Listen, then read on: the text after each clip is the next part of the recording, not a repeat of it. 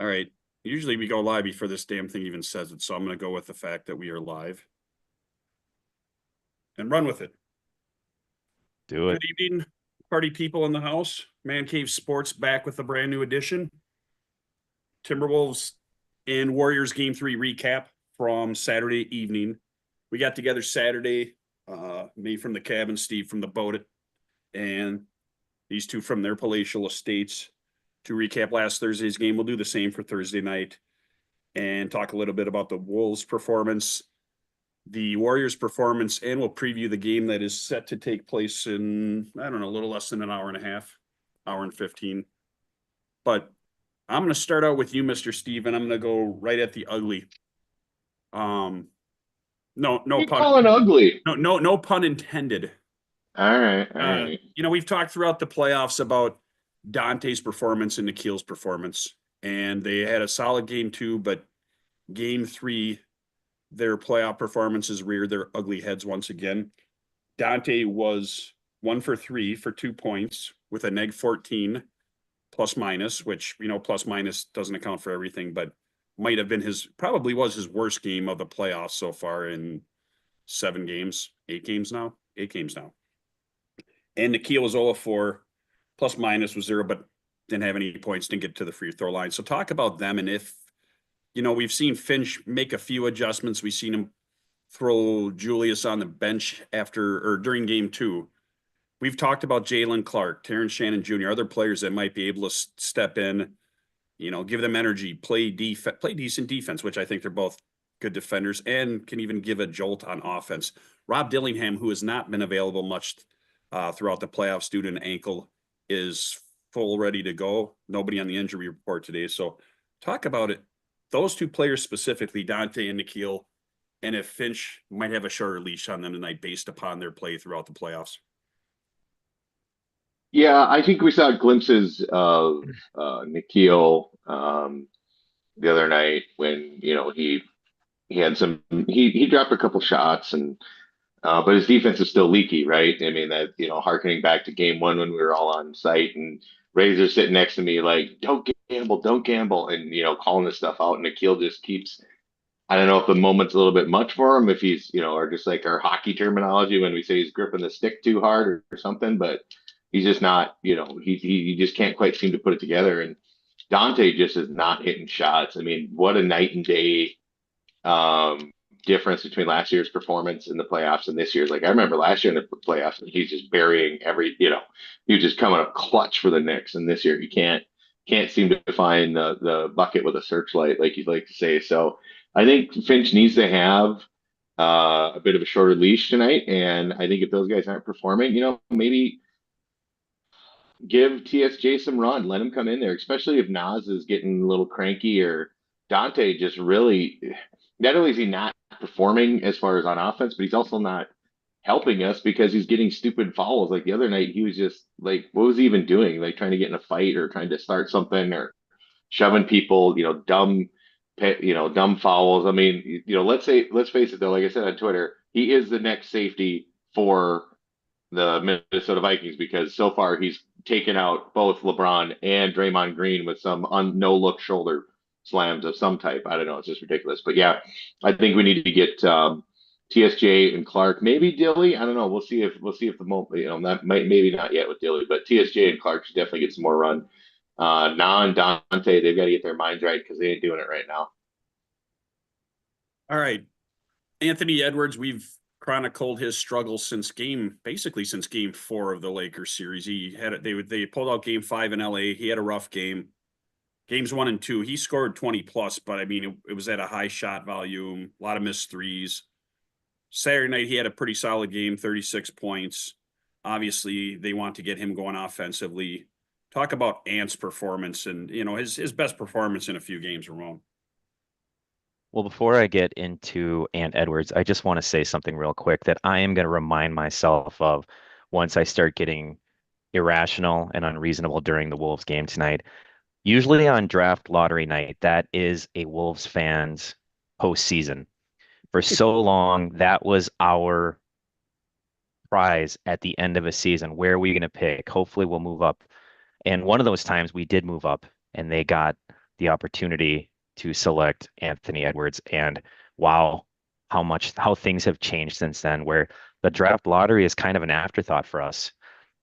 So I just want to take a step back and remind us where we were, remind It's myself actually where we were and where we are today. So it's now a running joke amongst everybody in NBA land tonight. We will close out talking about tonight's lottery. So okay.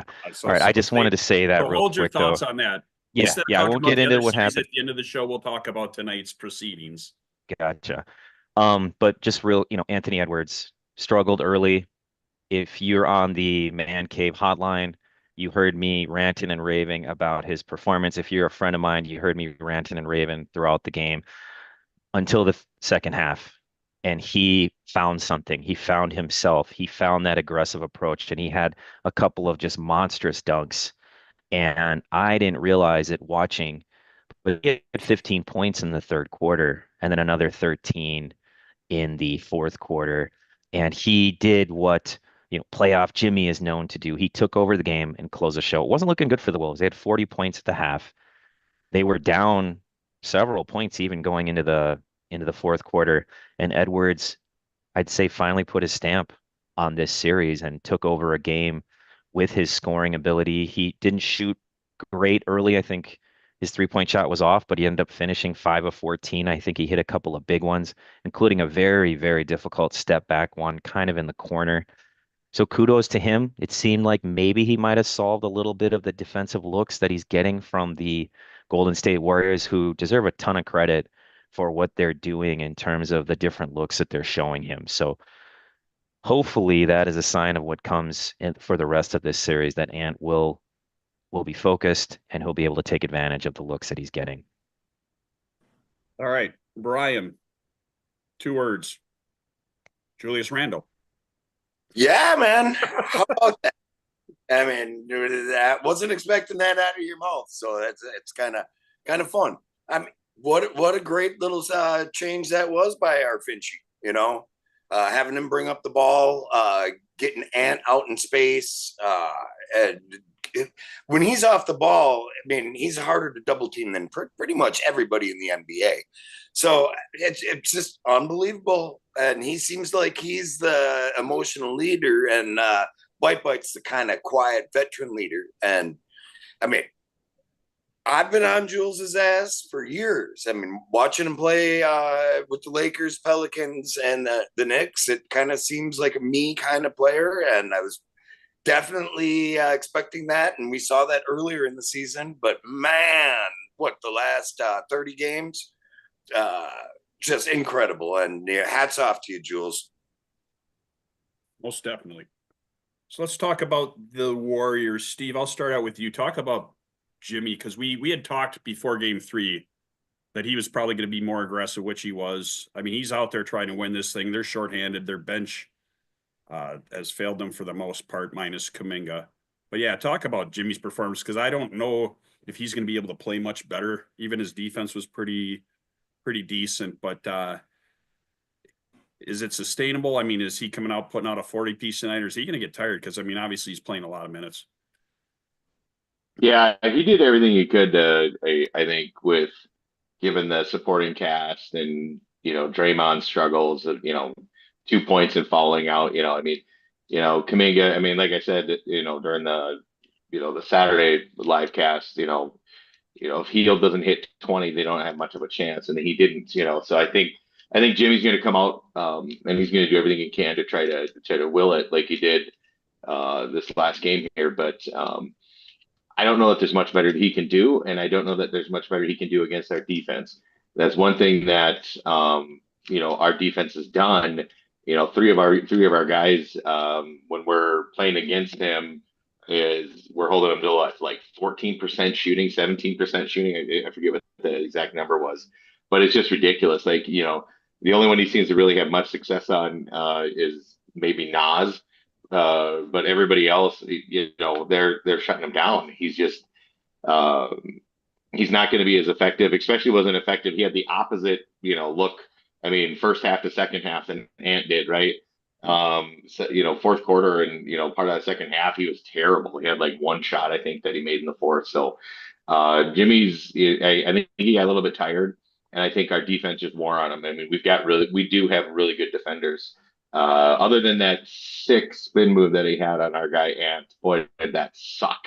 That spin move to the basket, that was a nice move, but um, I don't think Jimmy's got 40 in him. Hopefully, you know, I'm not jinxing anything here, but I don't know that he can do it. I think if they don't have a balanced attack, they were leading at halftime with no 3-pointers made. I think that was part of our frustration. So I don't see them going to be able to pull this off, and I don't think Jimmy's going to be able to hit 40 because it's just not there. He doesn't have enough support. Okay, I think it was you, Steve, that mentioned in order for Golden State to win Saturday, they would need 20 points out of Buddy Hield. He was held to 14. Razor, however, Jonathan Kuminga, the last 2 games, has kicked the snot out of the Timberwolves. Talk a little bit about what they need to do to stop him, because he single-handedly kept them in the game. I mean, we expect Jimmy Butler to perform well in the playoffs. History has shown that. But Jonathan Kuminga, I can't even remember what, if anything, he did in game 1. But games 2 and 3, he has been all over us. He's been ridiculous, and massive, huge credit to him. He was an afterthought for a long time, I think, during the regular season and even into the playoffs. And it doesn't appear that he's been pouting. It doesn't appear that he didn't stay ready. I mean, he's clearly ready. I mean, and talk about efficiency, 11 for 18 overall from the field, 3 for 4 from 3. And I think he's typically kind of a shaky free throw shooter, and he shot like 83% from the line, 6 boards, 3 assists, 2 block shots. He's been killing the Wolves, been eating up our bench. And as I think Mr. Steve was talking about, our bench has not been very strong this playoff series, and the Warriors have really outplayed the Wolves from a bench perspective, and it's really been because of Kuminga. So huge credit to him. And I think I put his defense down, but I mean, he made some nice plays out there. I think he blocked a 3-point attempt by, I don't remember who. I think he blocked somebody at the rim. And, I will say though that on one of Ant's dunks, he was the guy at the point of attack. Ant crossed him up, got to the rim and threw it down. But credit to Kuminga. He's getting up court quickly. And I think we talked about this in our last show. The Wolves really got to do a better job of matching up even off of makes, because Kuminga is getting up court quick and getting pretty easy looks with a guy kind of back in a back pedal and not ready to guard him. And I hate to say it, but I feel like Naz Reid has been kind of the victim of that on several occasions. So they really need to do a better job of that. I feel that he's actually getting a pretty good whistle. Wolves got to just stay down and let him just shoot it over the top from the mid range and just live with it. But big credit to him for what he's doing. I mean, he was kind of, I mean, we were ripping on him. I was ripping on him, and I mean, imagine if he didn't bring what he's bringing. These games could be very, very ugly. I mean, they're ugly games to begin with, and I think that's what the Warriors are trying to do, is muck it up. But like, the Warriors would be probably scoring like 75 points a game without him. So huge credit to Kuminga. Yeah, I think in Steph's absence, he has picked up the load offensively for that squad. Now we'll turn to the ugly for the Warriors, and I got 2 names for you, Mr. Naughton. First one is Draymond, coming off of that controversial game 2, and quite frankly, he single-handedly, I thought, beat the Wolves in the first game with his 3-point shooting and just his overall scoring. Had a little rougher of a second game, but yeah, he fouled out 6 fouls, 2 points, only on 1 of 4 shooting. So it's not like Draymond was out there chucking it up and costing him per se, but he couldn't stay on the court. So what do you expect from Draymond tonight? And then also talk about Pods, because I'll tell you what, I've watched some Golden State this year, and it even seems like the fan base gets very frustrated with him. But I mean, I can see where they do, because this series, I mean, he's been pretty tough to watch. I mean, he hustles, he plays defense, but he was 1 of 10 for, I think he only scored 2 points, but he had a rough night shooting as well. 5 points, yeah, he might have had some free throws as well then. But either way, I mean, the Timberwolves only won by 5, and those 2 had, real bad nights. So talk about Draymond and Pods. Well, Draymond, I always like to wear the black hat. I was cheering for Darth Vader in the 80s, and I was bummed when he went down. It's Jimmy Buckets. You guys know how I am with that. And he should be a guy like, what? I can't do it. He's just, I will give him credit that his basketball knowledge and his Draymond senses about the game of basketball is incredible. But he's just always going to do something. And it's 50-50, whether it's going to help you or it's not. And it's just always the thing. What kind of circus is Draymond going to do? Game one. Yeah, he didn't do anything. He just played hard, shot the lights out, played excellent defense. He was at point most of the time. You just got to give him his flowers for that. But in regards to that guy, let's piss him off. Let's get a couple more tees on him. Let's get him frustrated because, as I said, 50-50, sometimes it backfires. But here's my other theory about Dre. We were all there when he looked like Tony Kukoc bringing the ball up and draining those threes game one. That's still one of the ugliest jump shots for a three I've ever seen. I think here's a good little strategy. Lay off of him. Double when Draymond gets the ball.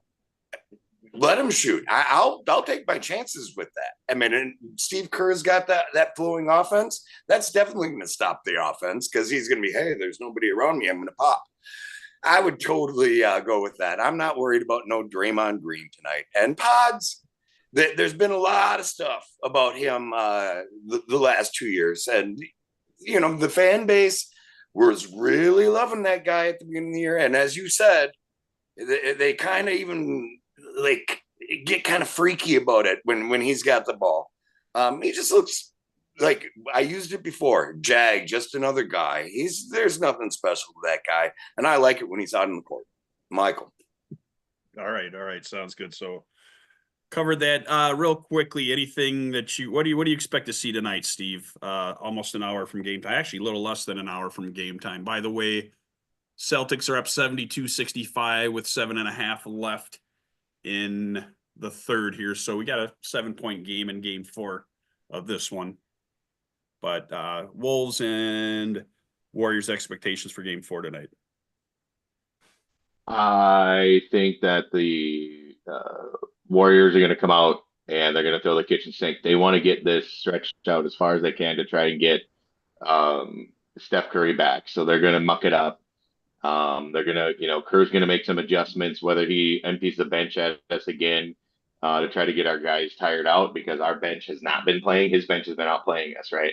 So I think that we're going to see Steve Kerr continue to keep the tempo up pace, continue to have them push the ball, make or miss. He's going to have them racing up the court to try and get easy buckets, right? Because we've been falling asleep and giving them easy opportunities this whole series because we're not pushing and we're not getting back on defense. One of us is crying about a foul they did or didn't get. So Steve Kerr is going to keep that up. But I expect, and I'm hoping, I'm going to be positive. I'm going to be a little naughty that Finch is going to make some adjustments. Hopefully he's going to get these guys energized right off the bat to start like we did in game 2, where we come out and get on a bit of a run and get rolling. And I'd like to see him to have a short leash again, popping Randall out. And because of his performance, it kind of energized him and the team. I think it's a little bit of a wake up call for them to get moving. And they got Ant rolling and, that for game 3. And I think that's what was necessary. So I'm expecting that Steve Kerr is going to keep his team moving fast to try to steal easy buckets because he doesn't quite have the firepower that we do. And then it's going to be up to Finch to answer. Is he going to let our guys work through it, or is he going to have our guys come out energized and be willing to yank these guys with a short leash and see some TSJ or some Clark or even Dilly if somebody's not doing well? So those are my thoughts about Wolves are good. Wolves will pull it out. It'll probably be close again, but I think the Wolves have got it.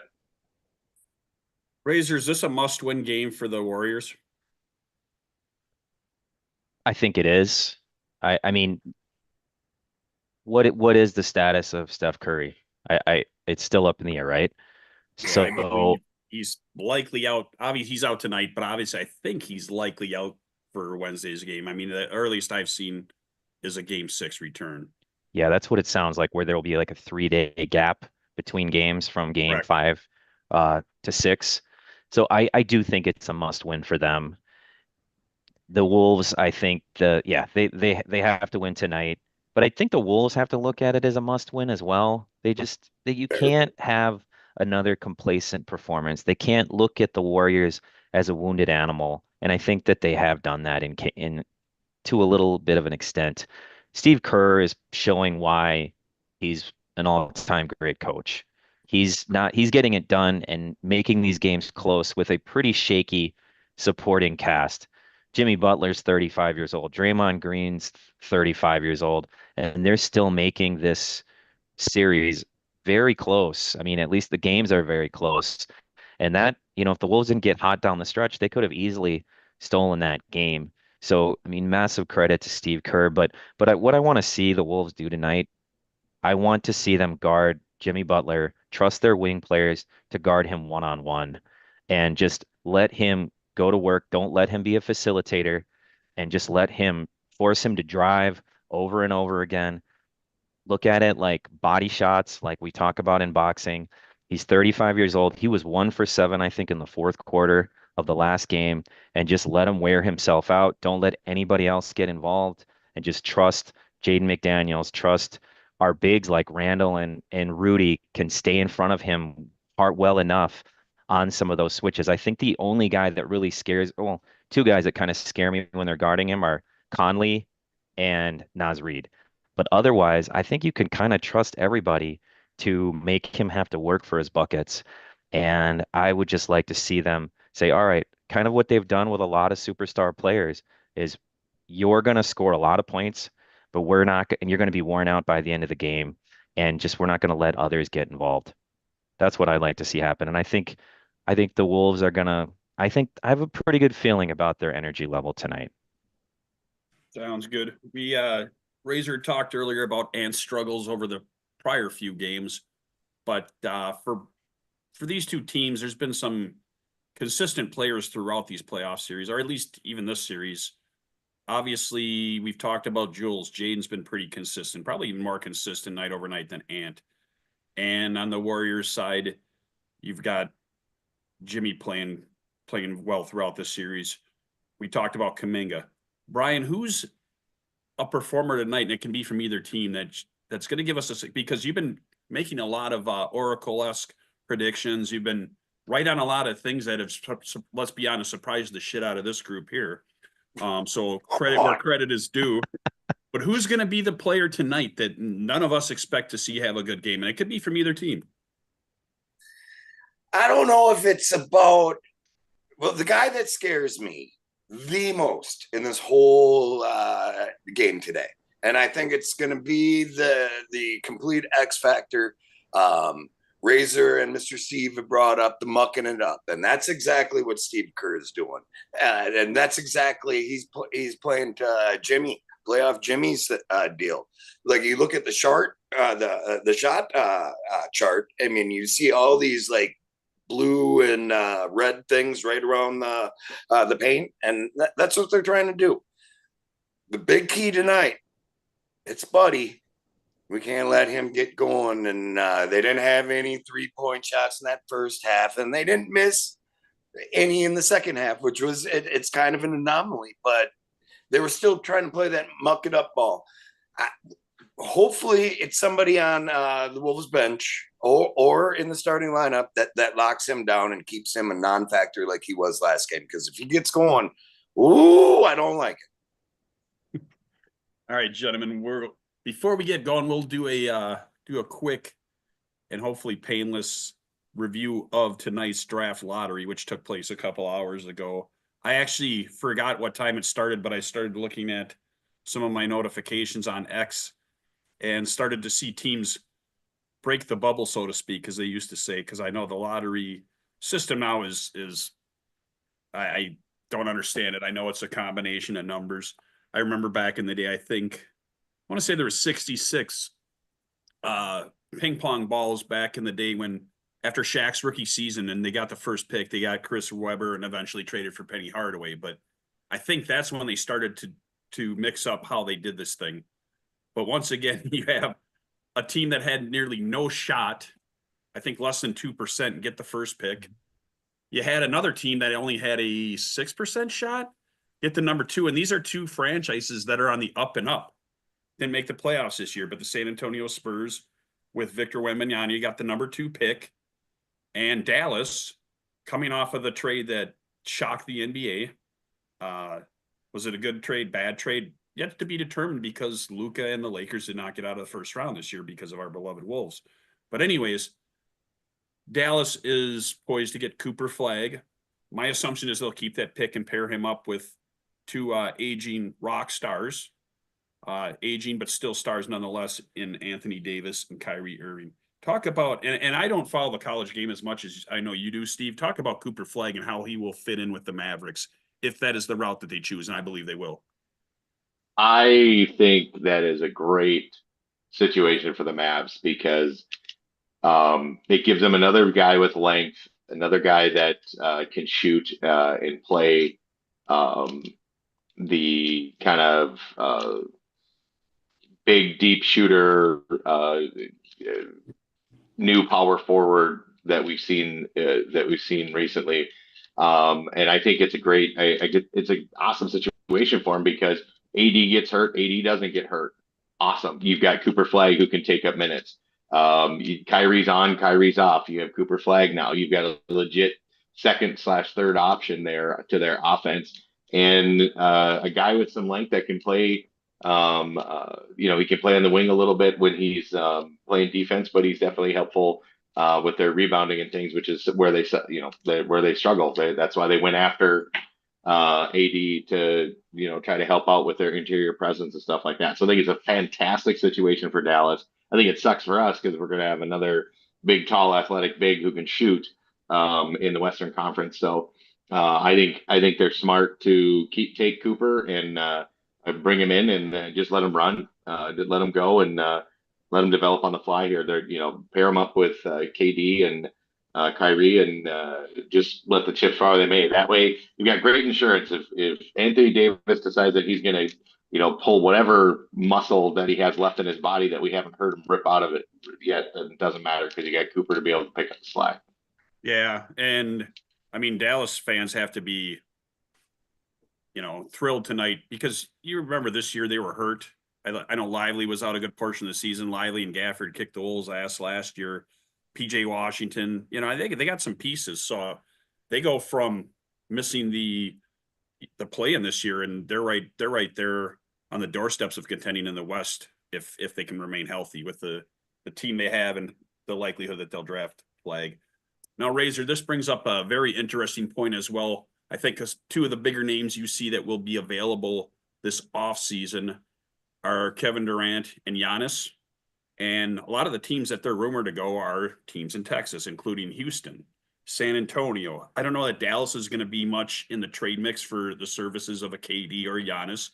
But what does San Antonio and Dallas do to the landscape of free agency? Because now they have some additional draft capital that they didn't know that they were going to have. I mean, they were both, I think, out of the teams in the lottery, Dallas was like the 11th least likely to get that. And even San Antonio was at like 7 or 8. So, I mean, they both burst the bubble. And now with already having decent teams coming off of an injury plague season for both of them, because remember, Wemby missed a good portion of the end of the season. What does that do for the offseason landscape here with those cracking into the top 2? Well, I mean, I can't imagine that Dallas is going to move that pick. All reports, I don't follow college hoops that much, but I do get pretty excited about the NBA draft. And all reports are that Cooper Flag, while he may not be like a generational talent like a Wemby, he could be like on the Anthony Davis type level of talent. So he is going to change the trajectory of a franchise. So I can't imagine that they're going to move him. They're going to keep that pick. San Antonio, on the other hand, I've heard there was a lot of good talent after that, after Cooper Flag, but they have a lot of nice parts already. And I mean, Stefan Castle, I think, won Rookie of the Year. They have several other talented players. And just a thought, I'm just thinking out loud here, but maybe their urgency is a little bit higher now. Wemby, yes, it looks like he could be around for 10, 12 years, right? But I mean, I'm not even sure what the latest is on his blood clot issue. But with that, if he is able to play again, which I really, really hope it all comes together for him. But I mean, there might be an urgency to say, hey, we gotta get moving quicker here. We can't wait too long. And with all their talent, I think they have a stockpile of picks too, not like Yeah, OKC, they but they actually have a do have quite a few. They have the 14th pick, I think, overall as well. yes. And then, they have that Wolves pick that we gave up. I mean, it's 5, 6, 7 years away, but still I think they have like their full stock of talent or pretty close to it. And then, God, I forgot they have De'Aaron Fox, man. I mean, they have a lot of talent there. So maybe that could be a team that would look to make a move for one of those big names that you mentioned. But again, I don't think Dallas is there will do that. And I don't think Anthony Davis or Kyrie are going to get moved. And then the rest of their young talent, I don't think it's quite good enough or there's enough of it to make a big splash. And they're not going to trade flag. But San Antonio, maybe they could because they might be looking at it like, hey, we want to move a little sooner because you have De'Aaron Fox, because you have Wemby. So maybe Houston, you mentioned they've got a lot of talented young players, but they can't score points. And I don't know if there's a guy on that team that can become that. So yeah, I could, and I think they have a pretty good stockpile of picks. So Yeah, yeah. that's Well, a and team that could be making moves. I think their most valuable trade asset is Sengun, whether or not they'd want to move, but they'd probably want to move for somebody that could come in like a Giannis and immediately make an impact in the front court. But lastly, in regards to the draft, I had to save this for our king tinfoil hat, king of Yes. conspiracy, because we brought up the odds, the 1.8 for Dallas, I believe 6% for San Antonio. So once again, I think we saw this very similar odds when Derrick Rose got drafted by the Bulls back in 08 or 09. I think I was reading tonight. So this is a rarity, but damn it, it seems very suspect. I'm not going to steal any of your thunder, Brian. Talk about Dallas getting the 1 and San Antonio getting the 2 tonight. Well, gentlemen. Well. I am the resident tinfoil hat guy, and I got conspiracies. I know my JFK, Amelia Earhart, the Illuminati, aliens, Bigfoot. Bigfoot's a big one. The Lindbergh baby. I know they're kind of out there, but this one is complete fact. The NBA is a complete effing racket. I'm telling you, Nostradamus. The day before every draft lottery, I think I'm like 3 out of 4, 4 out of 5, I can pick who's going to win the lottery. I mean, and it's a simple dynamic. It started with that frozen envelope thing with Ewing. I mean, I don't know if that's how they did it, but everybody knew that Patrick was going to go to the Knicks. And there's a criteria for this madness too, and people just look the other way. They just look the other way. I mean, number one criteria: a franchise losing their major superstar. Old frog face Stern and Silver, they like parity in the league. They like to spread out their superstars, other than those 4 super teams. A new arena coming up or renovations. The teams like that seem to get rewarded, during those cases. Wemby last year, San Antonio's got a pretty nice little arena coming, or has it. Dallas, they lost Luka and Nico Harrison, major market. That's another criteria. It's got to be that. A player who has ties to a hometown area. Those teams kind of seem to get guys like Derrick Rose, like you mentioned, LeBron. I mean, come on. Even LeBron, I saw on like Twitter or whatever it was, he just says, really? And he just laughing emojis. I mean, it's a complete racket, and I'm going to tell you, it's fact. And you can call me an idiot and a tinfoil hat guy all you want, but you guys are wrong on this one. How are we gonna top that? Love it. Well, gentlemen, you can't, gentlemen, we have a ball game with 41 seconds left. New York has cut the lead to 85-83, and they have the ball right now. All right. Hey, And be OG, naughty. Oh. they have the lead. OG for 3. Knicks Be up by naughty. 1 with 31 seconds left. It was 40 years ago today that the Knicks won the first ever lottery to get Patrick Ewing. Can you believe that? And The anniversary. People, look up some conspiracy theories. They got a whole list of them, how they did it. I mean, the frozen envelope is the big one, but who knows? All right, well, let's watch the last few seconds of quarter 3 here. Brunson and the Knicks are up 88-85, 2 seconds left. Wow. Boston will get a shot off here. Pritchard almost hit it.